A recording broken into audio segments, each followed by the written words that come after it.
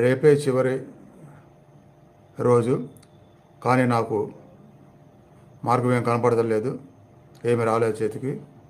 రేపు వాళ్ళు ఊరుకోరు, చాలా భయంగా ఉంది, ఏం చేయాలో పాలుపోవట్లేదు, మంచి సలహా ఇవ్వండి అడిగారు. అలా ఉన్నప్పుడు ఎలా ఉంటుంది పరిస్థితి? నిద్ర పట్టదు.